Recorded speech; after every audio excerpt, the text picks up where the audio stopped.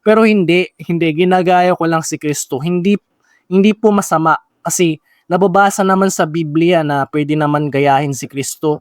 Kaya kung si Kristo yung mamasdan natin, si Jesus ang iyong masdan, si Jesus ang pagsaligan. Titingin lang tayo si Kristo kung paano si Kristo nagpakumbaba. Ganon din tayo mga kapatid. Saan talata yun? Mababasa. Okay?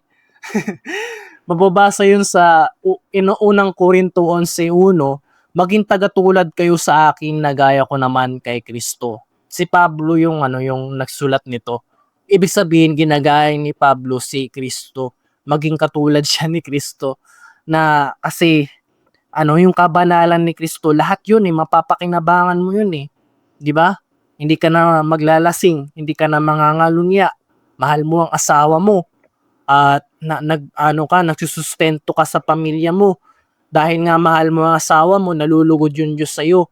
Pag ginagalang mo ang mga magulang mo, o kaya binata ka, ginagalang mo yung magulang mo, hindi ka nanonood ng mahalay, natutuwa ang Diyos sa'yo. Okay? Tumatamo ka ng ganting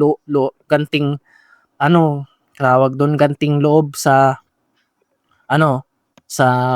mga magulang mo, nalulugod ang Diyos sa'yo. Kasi ang pagsasanay ng kabanalan ay mapapakinabangan sa lahat ng mga bagay.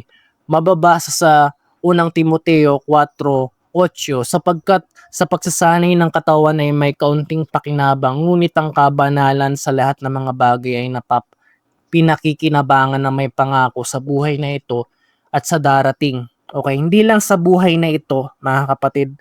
Kung ang pag-iisip natin ay nasa taas, nasa langit, mapapakinabangan din natin yun hanggang sa buhay na at sa darating. Okay?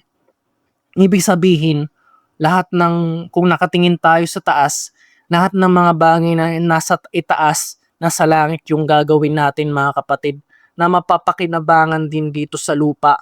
Kaya nga may kanta na, sa lupa ay may langit din. 'Di ba? Ano ang title nun? Nakalimutan ko.